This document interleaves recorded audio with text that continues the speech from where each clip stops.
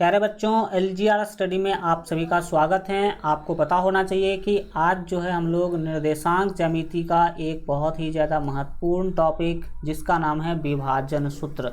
विभाजन सूत्र एक ऐसा टॉपिक है जिससे रिलेटेड जो क्वेश्चन होते हैं वो बहुत बार बच्चों को बनाने में दिक्कत आता रहता है। वो समझ नहीं पाते हैं कि क्या करना है नहीं करना है। तो आपको एक भी टेंशन लेने की ज़रूरत नहीं है, क्योंकि आज जो है हम आप लोगों को विभाजन सूत्र पहले बताएंगे क्या है नहीं है, विभाजन सूत्र याद भी करना सिखाएंगे और आपको रटना नहीं पड़ेगा। पूरा बोर्ड पर ही आपको विभाजन सूत्र जो है याद हो जाएगा। और फिर हम आपको विभाजन सूत्र से रिलेटेड सभी टाइप के क्वेश्चन भी बताएंगे और फिर हम लोग प्रश्नावली 7 जो आपका 2 है वो भी शुरू करने वाले हैं। तो कुल मिलाकर के बहुत ही ज़्यादा महत्वपूर्ण क्लास होगा। विभाजन सूत्र बहुत ही अच्छा तरीक़ा से आप लोग समझ पाएंगे। तो चलिए शुरू करते हैं। लेकिन अगर अभी तक जितने भी बच्चे एलजीआर स्टडी ऐप डाउनलोड नहीं किए हैं तो ज़रूर डाउनलोड कर लीजिएगा, क्योंकि इसमें आपको मैट्रिक बोर्ड एग्जाम के बेहतर तैयारी के लिए सभी विषय का जो है वीवीए ऑब्जेक्टिव क्वेश्चन का पीडीएफ, वीवीए सब्जेक्टिव क्वेश्चन का PDF, quick revision note, model paper, class note और ऑनलाइन टेस्ट बिल्कुल फ्री में मिल जाएगा। तो वीडियो के डिस्क्रिप्शन में लिंक है, वहाँ से डाउनलोड कर लीजिए या फिर आप प्ले स्टोर से भी डाउनलोड कर सकते हैं। प्ले स्टोर पर सर्च कीजिएगा एलजीआर स्टडी तो इस तरह का ऐप आएगा। इसको आप लोग ज़रूर जो है डाउनलोड कर लीजिएगा। आगे बढ़ते हैं और आगे हम लोग समझने वाले हैं जो हमारा आज का टॉपिक है। जैसा कि आप से पहले बात हो चुका है हमारा कि हम लोग विभाजन सूत्र पढ़ने वाले हैं। कौन सा सूत्र? तो विभाजन सूत्र। आखिर विभाजन सूत्र क्या है? देखिए, बिंदु ए जिसका निर्देशांक x1, y1 हो और बिंदु बी जिसका निर्देशांक x2, y2 हो, इसको मिलाने वाली रेखाखंड को यदि बिंदु P कौन चीज? तो बिंदु P m1 अनुपात m2 के अनुपात में अगर विभाजित करता है तो हम इसी कंडीशन पर ज्ञात करते हैं विभाजन सूत्र। इस लैंग्वेज को हम आपको डायग्राम में समझाने की कोशिश करते हैं। मान लीजिए कि ये है बिंदु ए। ये क्या है? बिंदु ए है और जिसका निर्देशांक जनरली अभी हम मान लेते हैं x1, y1 है। x1, y1 है और इससे कुछ दूर मान लीजिए यहाँ पर एक बिंदु बी है जिसका निर्देशांक x2, y2 हमने बोल दिया। ठीक है, तो बिंदु ए और बिंदु बी को मिलाया हमने तो एक रेखाखंड मिला कि नहीं? बिल्कुल सर, एक रेखाखंड मिल रहा है। अब आप बताइए, अगर कोई बिंदु P अगर रेखाखंड ए बी पर कहीं भी डालेंगे तो वो क्या करेगा? इसको विभाजित करने का काम करेगा।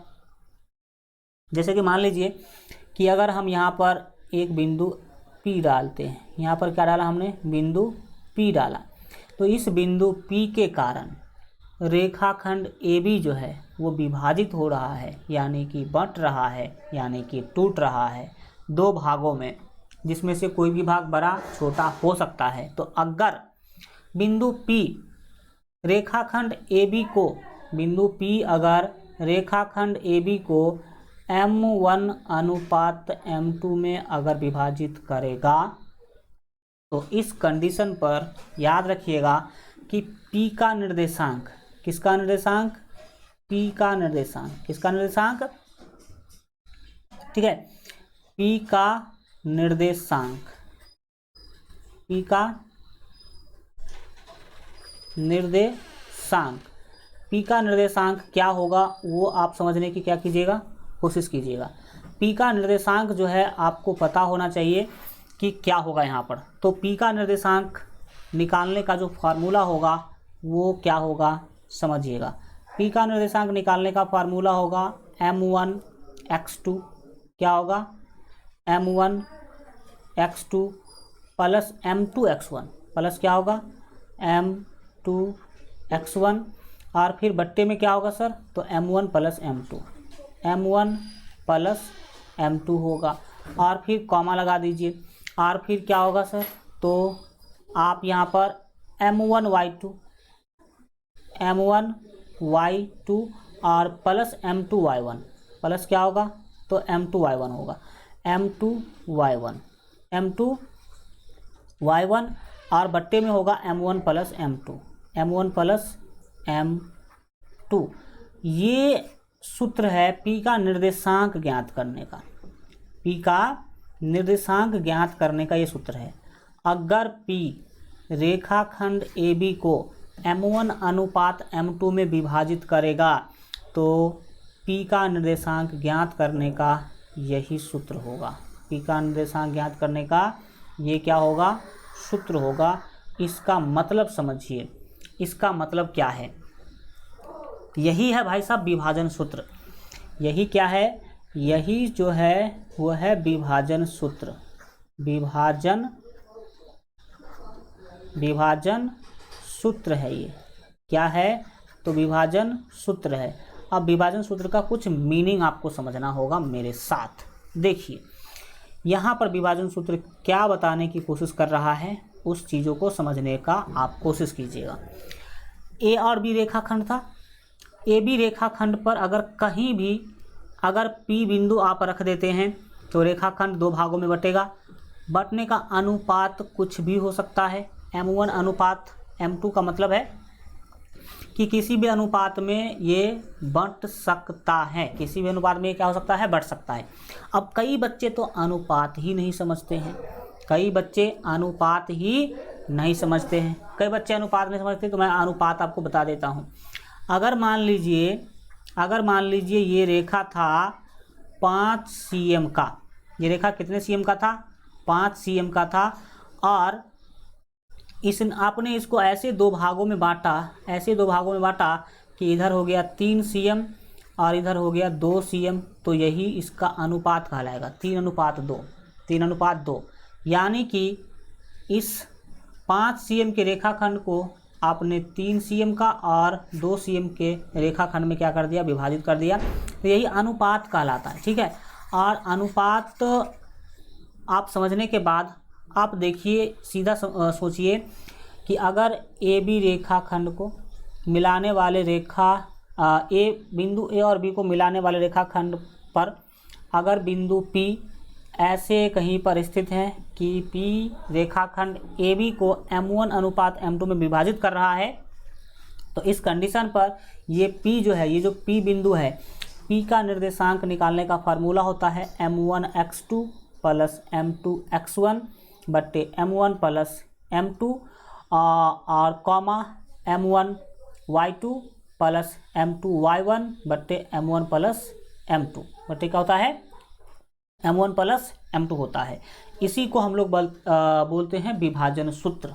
इसी को क्या बोला जाता है, विभाजन सूत्र बोला जाता है। यानी कि विभाजन सूत्र के मदद से आप विभाजन बिंदु का निर्देशांक ज्ञात कर सकते हैं। विभाजन सूत्र के मदद से क्या ज्ञात कर सकते हैं, तो विभाजन सूत्र के मदद से आप विभाजन बिंदु का निर्देशांक ज्ञात कर सकते हैं। यहाँ पर अब आप जो है समझने का ज़रा कोशिश कीजिएगा। क्या कोशिश करना है कि आखिर इस वाले सूत्र का कहाँ पर जरूरी पड़ेगा। तो देखिए, अगर आपको ए का निर्देशांक दे दिया गया हो, बी का निर्देशांक दे दिया गया हो और अनुपात दे दिया गया हो, जैसे कि मान लीजिए 3:2 या 2:1 अनुपात भी दे दिया गया हो, और तब पी का निर्देशांक निकालने के लिए बोला जाए तो आप इसी फार्मूला का यूज करेंगे।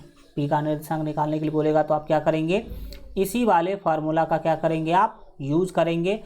एंड आप देखिए यहाँ पर 3-4 चीज़ें हैं विभाजन सूत्र के अंदर। पहला तो आपका बी का निर्देशांक, दूसरा ए का निर्देशांक, तीसरा है अनुपात, चौथा है पी का निर्देशांक। तो 4 चीज़ें हैं, ए का निर्देशांक, बी का निर्देशांक, पी का निर्देशांक और अनुपात। और कौन चीज़, अनुपात। ये विभाजन सूत्र ऐसा सूत्र है जो अगर इस चारों चीज़ में से कोई 3 चीज़ अगर दे देगा आपको तो आप चौथा निकाल सकते हैं। जनरली विभाजन सूत्र का यूज हम विभाजन बिंदु का निर्देशांक ज्ञात करने में करते हैं। यहाँ पर अगर बात किया जाए कि विभाजन बिंदु कौन है, तो याद रखिएगा P जो है विभाजन बिंदु है। यानी कि P के कारण ही रेखाखंड AB जो है 2 भागों में यहाँ पर बंट रहा है, ठीक है। तो विभाजन सूत्र का मुख्य काम क्या है, विभाजन बिंदु का निर्देशांक ज्ञात करना। पहला मुख्य काम ये है। और सबसे ज़्यादा उसके बाद जो यूज करते हैं इसका हम वो करते हैं हम लोग अनुपात ज्ञात करने में। अनुपात का मान भी आप विभाजन सूत्र से ज्ञात कर सकते हैं। पी का निर्देशांक तो ज्ञात कर ही सकते हैं और अनुपात का मान भी आप ज्ञात कर सकते हैं अगर पी का निर्देशांक दिया गया हो तब। और अगर अनुपात दिया गया हो, पी का निर्देशांक निकालने के लिए बोला जाए तो आप पी का निर्देशांक तो निकाल ही पाएंगे। अब इस को याद करने के क्षेत्र में अगर बात किया जाए तो नीचे देखिए M1 M2, यहाँ भी M1 M2, दोनों जगह पर सेम चीज़ होगा। लेकिन ऊपर के बारे में बात किया जाए तो देखिएगा यहाँ पर ये ऊपर है क्या, देखिए ये पी का निर्देशांक है, पी का ये एक्स निर्देशांक है और ये वाई निर्देशांक है। इसीलिए आप यहाँ पर देख रहे होंगे कि M1 X2 M2 X1, यानी कि x x यहाँ पर आपको दिख रहा होगा और इधर में आप y y देख पा रहे होंगे, M1 Y2 और M2 Y1, M1 Y2 और M2 Y1 आप क्या कर पा रहे हैं, देख पा रहे हैं। तो ये जो है x निर्देशांक है और ये जो है y निर्देशांक है। x निर्देशांक और y निर्देशांक आप जो है समझ पाए होंगे। तो ये आपका विभाजन सूत्र है। विभाजन सूत्र में याद रखने वाली बात है, नीचे में M1 M2 और यहाँ भी आपको M1 प्लस M2 रखना है। ऊपर देखिए कि आप अगर ABCD भी पढ़ाई करते हैं तो पहले M आता है तब X आता है, पहले M आता है तब क्या आता है, X आता है। तो वही बात आप यहाँ पर अप्लाई कर सकते हैं। कैसे अप्लाई कर सकते हैं बोलिएगा कि पहले M आएगा तब X आएगा। तो इसका मतलब है पहले M आएगा तो M2 तो आएगा नहीं, क्योंकि 2 से तो शुरुआत करेंगे नहीं, 1 से। देखिए लॉजिक लगा करके याद रखना होगा आपको। तो M1 होगा और M1 के बाद X2 होगा, ना कि X1 होगा, और फिर M2 होगा, X1 होगा, ठीक है। फिर M1 Y2 और प्लस में M2 Y1 होगा। तो ये है विभाजन सूत्र। विभाजन सूत्र का हेल्प आप कहाँ कहाँ पर लेंगे वो आपने समझा, विभाजन सूत्र क्या है वो समझा। विभाजन सूत्र याद रखने की कोशिश कीजिएगा। पी का निर्देशांक बराबर M1 X2 plus M2 X1 बट्टे M1 प्लस M2 और M1 Y2 plus M2 Y1 बट्टे M1 प्लस M2। इसके बाद हम हल्का आगे बढ़ते हैं। तो P अगर मध्य बिंदु हो तो क्या होगा। यहाँ पर आपने देखा कि P क्या कर रहा है, तो रेखाखंड AB को किसी अनुपात में विभाजित करने का काम कर रहा है, किसी अनुपात में विभाजित करने का काम कर रहा है, M1 और M2 अनुपात में विभाजित करने का काम कर रहा है। लेकिन अगर ये बिंदु P मध्य बिंदु हो जाए, यानी कि A और B के पूरे बीच में हो जाए, P अगर A और B के पूरे बीच में हो जाए तो क्या होगा जरा समझिए। अगर ये रेखाखंड है मान लीजिए कि 6 cm का ये रेखा है, कितने cm का रेखा है, 6 cm का रेखा है, और इसको हम बांट रहे हैं अगर इस तरह से बोल दे कि 2:4 में बांट रहे हैं, 2:4 में बांट रहे हैं, तो इधर 2 cm होगा और इधर कितना होगा, 4 cm होगा। लेकिन अगर P बिंदु हमने जहाँ पर डाला है वहाँ न डाल करके P बिंदु अगर पूरे बीच में डालेंगे, P बिंदु मध्य यानी कि अगर पूरे बीच में डाला जाए, P बिंदु अगर कहाँ डाला जाए, पूरे बीच में डाला जाए तो क्या होगा बताइए। P बिंदु सर अगर पूरे बीच में डालेंगे, यानी कि अगर P मध्य बिंदु होगा तो इधर भी 3 होगा और इधर भी 3 होगा। 6 cm का था तो आधा इधर और आधा इधर, क्योंकि P इस बार मध्य में है, और 3 का 3 कट सकता है, यानी कि 1:1 होगा। तो याद रखिएगा, जब कभी भी अगर मध्य बिंदु होगा, जो विभाजन बिंदु है वो अगर मध्य बिंदु हो तो अनुपात का मान 1:1 होगा, क्योंकि अगर मध्य बिंदु होगा तो आधा इधर और आधा इधर, तो जितना इधर उतना ही इधर, तो हमेशा सेम होगा, तो सेम 1 से 1 कट जाएगा, तो हमेशा अनुपात 1:1 ही होगा। P अगर मध्य बिंदु होगा तो आपको क्या समझ में आया कि अनुपात हमेशा जो है 1:1 मिलेगा। अनुपात क्या मिलेगा, 1:1 मिलेगा। अब कुछ बात यहाँ पर आप समझने का क्या कीजिए, कोशिश कीजिए। बात समझना क्या है कि मध्य बिंदु का निर्देशांक निकालने का यहाँ पर आपको कंसेप्ट समझना है। ये क्या है देख लीजिए। मान लीजिए कि ये बिंदु है एक, ये क्या है, बिंदु है। मान लीजिए ये बिंदु A है, ये बिंदु क्या है, A है, और इस बिंदु का निर्देशांक है x1, y1। ठीक। और यहाँ से कुछ दूरी पर यहाँ मान लीजिए एक बिंदु B है जिसका निर्देशांक है x2, y2। और इस बार जो P बिंदु है वो पूरे बीच में है, यानी कि मध्य बिंदु है। P क्या है इस बार? मध्य बिंदु है। तो आप बताइए, अगर P मध्य बिंदु है तो अनुपात कितना होगा? अभी जस्ट हम आपको समझा रहे थे कि अगर P मध्य बिंदु होगा तो अनुपात 1:1 होगा, यानी कि P से बाएं जितना लंबा होगा उतना ही P से दाहिने भी होगा। तो यही कारण है कि मध्य बिंदु का निर्देशांक निकालने का फॉर्मूला कुछ अलग हो जाता है। अलग क्या कहिए, आप जब इसी वाले सूत्र में M1 का मान 1 और M2 का मान 1 रख दीजिएगा तो मध्य बिंदु का निर्देशांक निकालने वाला सूत्र आपको मिल जाएगा। तो याद रखिएगा कि जब P अगर मध्य बिंदु हो, P अगर क्या हो? मध्य बिंदु हो, तो उस कंडीशन पर P का निर्देशांक, किसका निर्देशांक? P का निर्देशांक, P का निर्देशांक क्या होगा? अगर P मध्य बिंदु होगा तो P का निर्देशांक क्या होगा समझिए। तो P का निर्देशांक प्यारे बच्चों होगा x1 प्लस x2 बट्टे 2, y1 प्लस y2 बट्टे 2, y1 प्लस y2 बट्टे 2। यही है मध्य बिंदु का निर्देशांक निकालने का सूत्र। क्या निकालने का सूत्र है ये? तो ये मध्य बिंदु का निर्देशांक निकालने का सूत्र है। अब हम पूछ सकते हैं आपसे कि आखिर ये कैसे बना? तो कुछ नहीं करना है, अनुपात M1 अनुपात M2 हुआ करता था। तो यहाँ पर M1 का मान 1 और M2 का मान 1 दिख रहा है आपको। आप अगर यह देखना चाहते हैं कि ये x1 प्लस x2 बट्टा 2, y1 प्लस y2 बट्टा 2 कहाँ से आया, तो इसके लिए आपको कुछ नहीं करना है। इसी वाले सूत्र में M1 जहाँ पर है वहाँ 1 रख दीजिएगा, M2 जहाँ पर है वहाँ भी 1 रख दीजिएगा, तो आपको मिल जाएगा मान। जैसे देख लीजिए, ये M1 दिख रहा है, M1 का मान 1 को x से गुना करें, x2 से गुना करेंगे तो x2 होगा।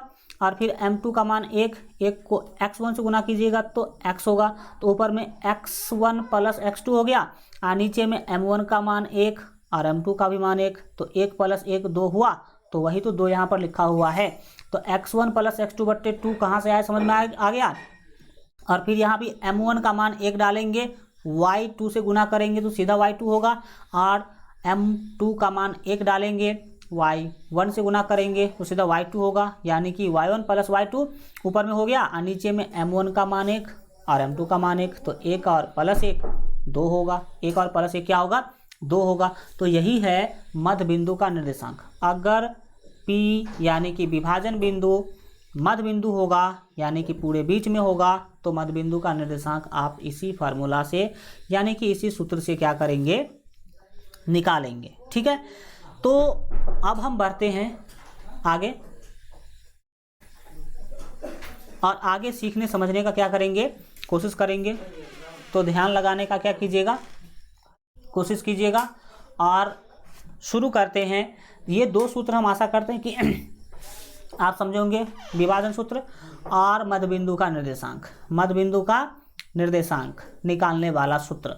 तो चलिए अब इससे रिलेटेड कुछ क्वेश्चन करते हैं।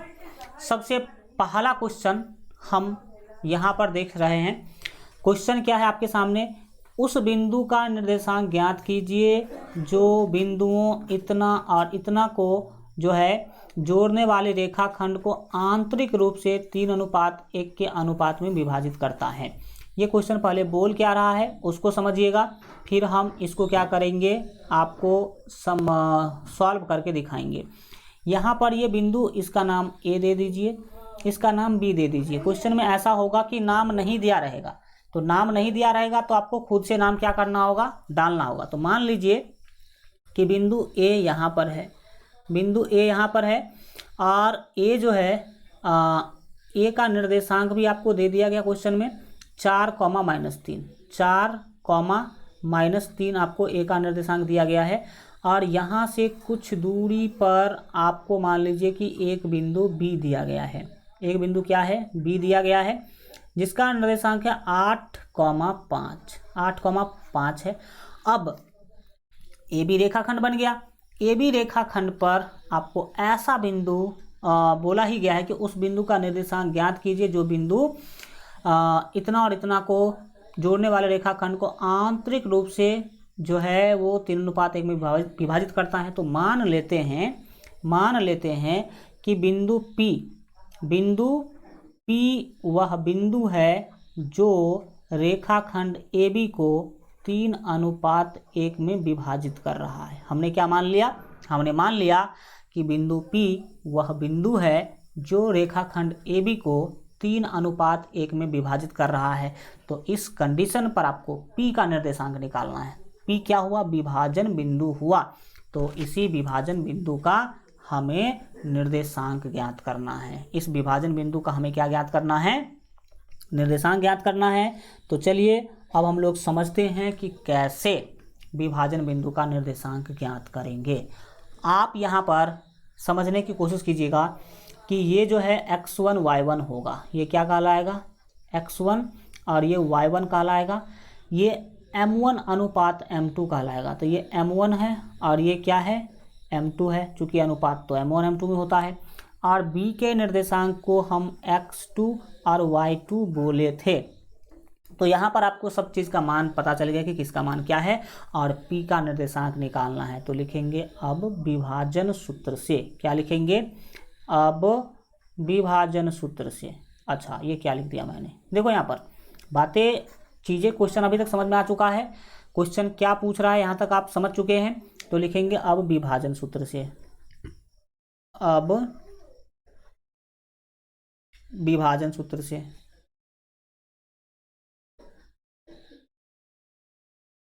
अब विभाजन सूत्र से। विभाजन सूत्र क्या था? विभाजन सूत्र होता है P का निर्देशांक बराबर, विभाजन सूत्र क्या होता है? विभाजन सूत्र होता है P का निर्देशांक बराबर, P का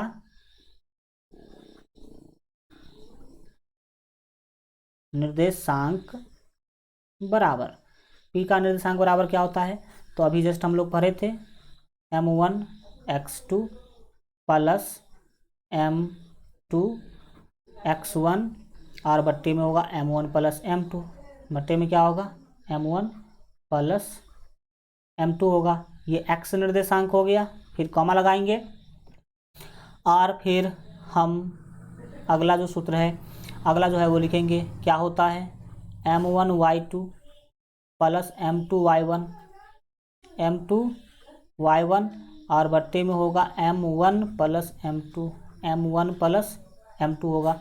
इसी वाला सूत्र का यूज करके हम P का निर्देशांक क्या करेंगे? ज्ञात करेंगे। तो आइए पहले अब मान बैठाने का करते हैं प्रयास, सफल प्रयास, सीधा प्रयास नहीं, सफल प्रयास। m1 आप देख पा रहे हैं कि कितना है, उसका मान वगैरह बैठाइए। देखिए m1 का मान आपके पास 3 है। इस क्वेश्चन में देख सकते हैं m1 का मान कितना? 3। तो यहाँ पर आपको 3 और गुने करना होगा x2 का मान 8 है। तो यहाँ पर आपको 8 लिखना है, बीच में प्लस है तो प्लस लिखना है। m2 का मान 1 है और गुने में करना है x1, तो x1 का मान 4 है तो यहाँ पर 4 लिख देंगे। और नीचे में m1 प्लस m1 का मान 3 और प्लस m2 का मान 1, कॉमा लगाएंगे। फिर दाहिने साइड जो भी वैल्यू वगैरह पूछा जा रहा है तो बैठाइए। m1 का मान 3 है तो 3 लिखेंगे और गुने में करना है y2, तो y2 का मान 5 है तो यहाँ पर लिख देंगे 5, बीच में प्लस है तो प्लस लेंगे। और m2 का मान 1 है तो 1 लिखेंगे और y1 का मान है -3, तो यहाँ पर हम क्या कर देंगे? -3 लिख देंगे। और नीचे में m1 प्लस m2 यानी कि 3 प्लस 1, m1 का मान 3 और m2 का मान 1, तो हम यहाँ पर 3 प्लस 1 क्या कर देंगे? लिख देंगे। अब अगले स्टेप में इसको गुना वगैरह करेंगे। 3 को 8 से गुना करेंगे तो 8 त्रिक 24, 1 को 4 से गुना करेंगे तो 4, तो 24 प्लस 4 यहाँ पर लिखना होगा। आइए अगले स्टेप में। अगला स्टेप में जब हम काम कर रहेंगे तो यहाँ पर जो भी है उसको लिखेंगे। देखिए 8 त्रिक 24 और प्लस 4 1 का 4, तो 24 प्लस 4 लिखना होगा। ऊपर में क्या लिखना होगा? 24 प्लस 4 लिखना है। और नीचे में सर क्या होगा, तो 3 1 4 होगा, तो नीचे में तो 4 वहाँ भी होगा, कॉमा लगा लेंगे बीच में। और फिर दाहिने साइड देखिए कि क्या पूछा जा रहा है y निर्देशांक में, तो 3 गुने 5 15 और -3, 15 -3 करना होगा, क्योंकि 1 को -3 से गुना करेंगे तो 3 ही होगा, तो 3 पंचे 15 -3 होगा, तो यहाँ पर हम लिख देंगे 15 -3 और बट्टे में 3 1 4, तो वो 4 ही होगा। तो फिर आप आ जाइए आगे एंड जोड़िए ऊपर में, 24 4 हो जाएगा प्यारे बच्चों 28, 28 बट्टा 4 लिख दीजिए, कॉमा 12 मिलेगा अगर आप 3 घटाएंगे तो 12 बट्टा क्या हो जाएगा 4 हो जाएगा। फिर आप यहाँ पर काटने वगैरह का सीन कर सकते हैं, 4 से 28 भाग देंगे तो यहाँ पर 4 सत्ते 28, 7 चौक 28 होता है, और फिर 4 से 12 में भाग दीजिएगा तो 4 तिया 12, यानी कि यहाँ पर आपको फाइनल आंसर मिल चुका है। फाइनल आंसर क्या मिला, आंसर मिला 7,3।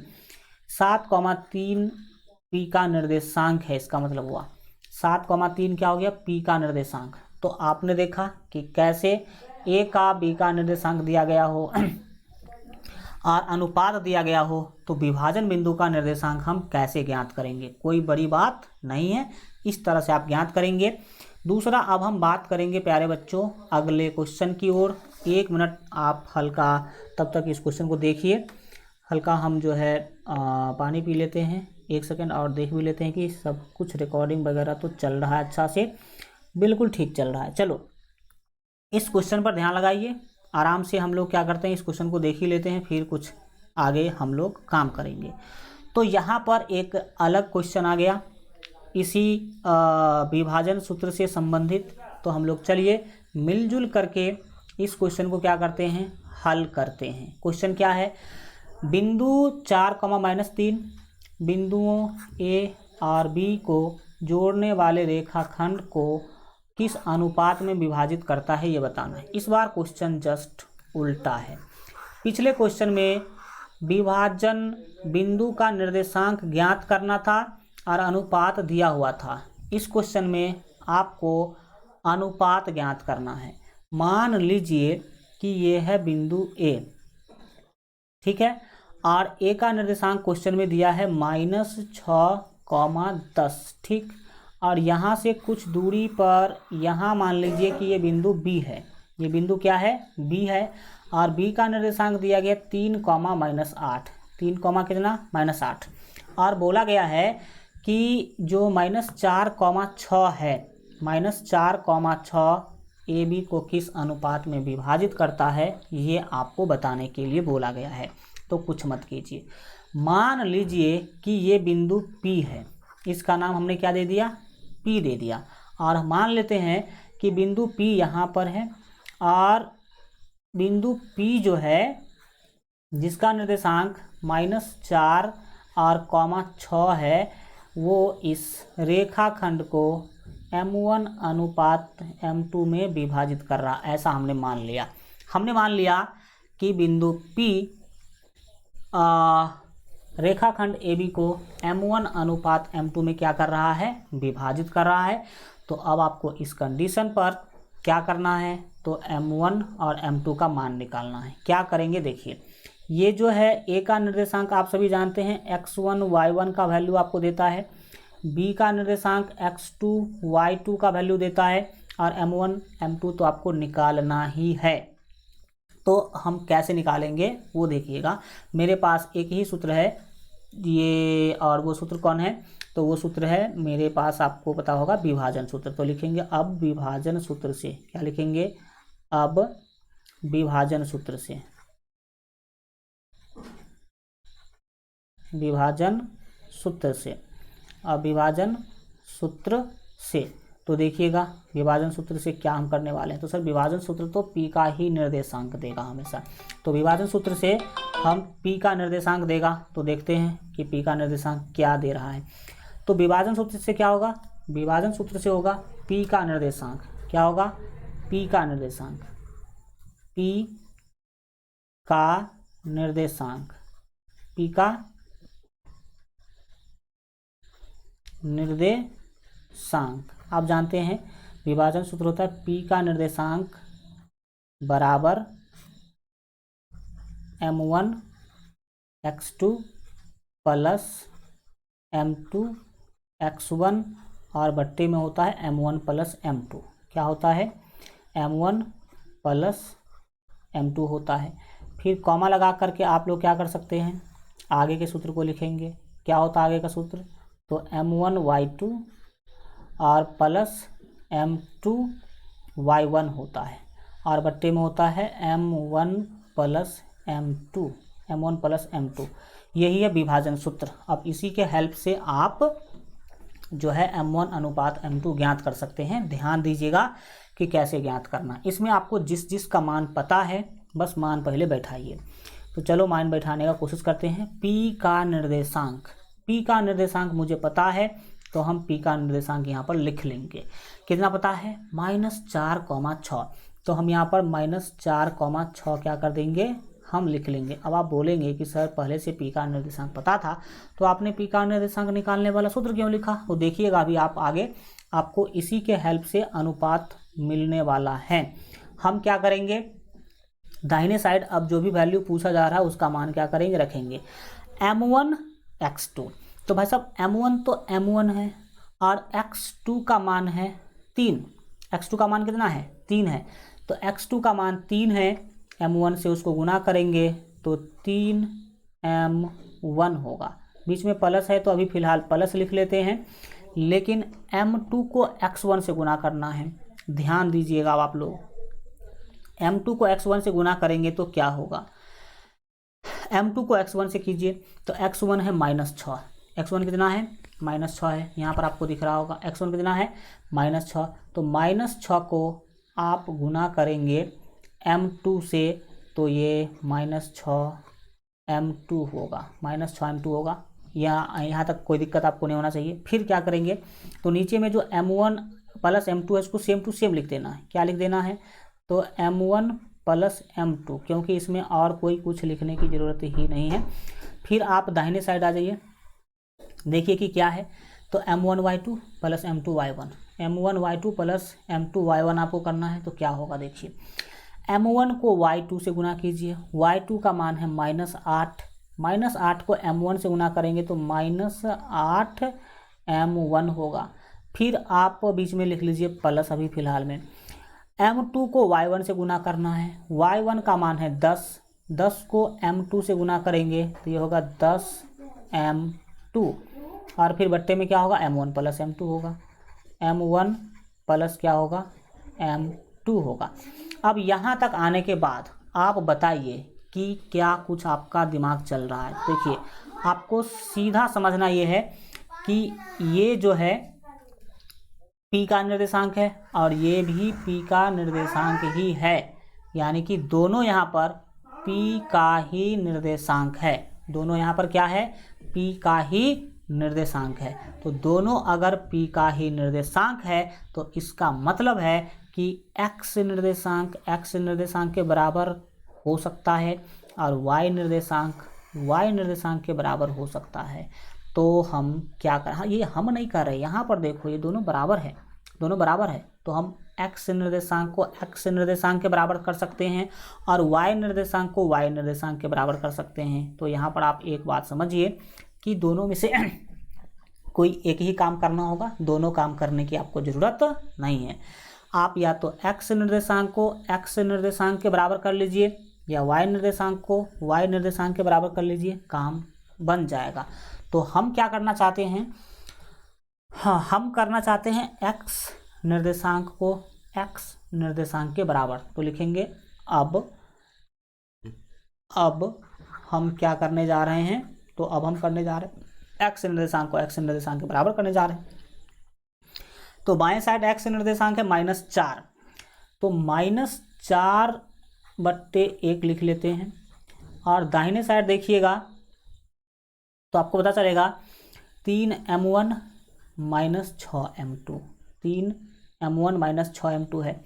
तो हम लिखेंगे उसको, क्या लिखेंगे, 3m1 और -6m2 और बट्टे में था m1 प्लस m2।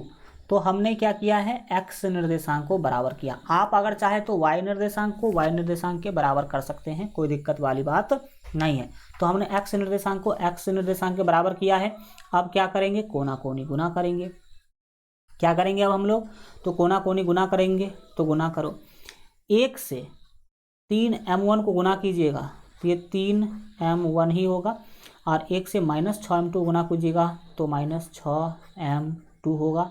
फिर 4 से m1 m2 गुना कीजिएगा तो -4m1 और -4m2 होगा, क्योंकि 4 से गुना करने पर ऐसा ही सेम टू देखना पड़ेगा, कोना कोनी गुना किया है हमने। अब हम क्या करेंगे, m1 वाले को बाएं और m2 वाले को दाहिने रखने की कोशिश करेंगे हम। तो क्या होगा, इधर देखिएगा आप, इधर देखिएगा, ये 3m1 पहले से बाएं में है, दाहिने में जो -4m1 है उसको बाएं करेंगे तो वो +4m1 हो जाएगा। फिर दाहिने देखिए, दाहिने में -4m2 है, 4m2 है, और ये -6m2 दाहिने जाएगा तो +6m2 होगा। यहाँ तक समझने में कोई दिक्कत है? अब आप क्या कीजिए, बाएं देख सकते हैं कि 3m1 और 4m1, ये हो जाएगा 7m1। फिर दाहिने देखिए कि 6m2 में से 4m2 घटाना है तो 2m2 होगा। कितना होगा, 2m2 होगा। और अब क्या करेंगे, हम m1 और m2 का अनुपात निकालने का कोशिश करेंगे।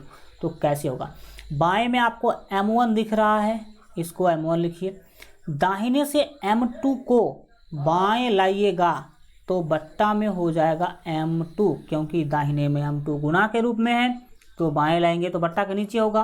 अब आप दाहिने देखिए, तो दाहिने देख रहे हैं तो आपको 2 दिख रहा है, लेकिन ये वाला जो 7 गुना के रूप में उसको दाहिने भेजिएगा तो बट्टा में 7 आ जाएगा। यहाँ पर m1 बट्टा m2 मिला 2/7, यही तो फाइनल आंसर है। अगर अनुपात के रूप में बदलना चाहे तो बट्टा को अनुपात में बदलने के लिए ऊपर वाले को पहले लिखते हैं, बीच में अनुपात का चिन्ह लगाते हैं और नीचे वाले को लिख देते हैं। तो ये हो गया m1 अनुपात m2 बराबर 2:7, ये फाइनल आंसर हो गया। तो अनुपात आपने निकाल लिया। इस तरह से आप क्या कर सकते हैं, अनुपात निकाल सकते हैं।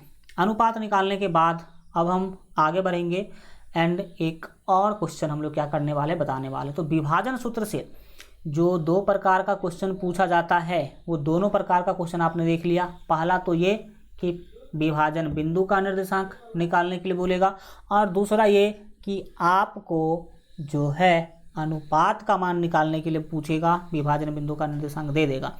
तो दोनों तरह का सीख लिया हमने। एक और क्वेश्चन है मध्य बिंदु के निर्देशांक वाला, मध्य बिंदु के निर्देशांक वाला क्वेश्चन है। क्वेश्चन को पढ़िए, क्या पूछ रहा है समझने की कोशिश कीजिएगा। बोला कि बिंदु ए और बी को जोड़ने वाली रेखाखंड के मध्य बिंदु का निर्देशांक ज्ञात कीजिए। क्या ज्ञात कीजिए, मध्य बिंदु का निर्देशांक ज्ञात कीजिए। तो चलिए भाई हम हल करने के लिए चलते हैं। लिखते हैं, मान लीजिए कि ये है आपका बिंदु ए, जिसका निर्देशांक क्वेश्चन में 9,10 दे रखा है, और यहाँ से कुछ दूरी पर यहाँ पर मान लीजिए बिंदु बी है, जिसका निर्देशांक क्वेश्चन में 3,4 दे रखा है, 3,4 दे रखा है। और हम यहाँ पर मान लेते हैं कि ए और बी का मध्य बिंदु पी है। ए और बी का मध्य बिंदु क्या है, पी है, यानी कि मध्य बिंदु पी है, यानी कि ये 1:1 में क्या कर रहा होगा, विभाजित कर रहा होगा। तो इसी P का निर्देशांक निकालना है, और P मध्य बिंदु है। तो लिखेंगे यहाँ पर, हम जब आगे बढ़ेंगे तो लिखेंगे इसीलिए P का निर्देशांक बराबर, और P यहाँ पर क्या है, मध्य बिंदु है, तो इसीलिए लिख देते हैं, इसीलिए मध्य बिंदु P का निर्देशांक बराबर मध्य बिंदु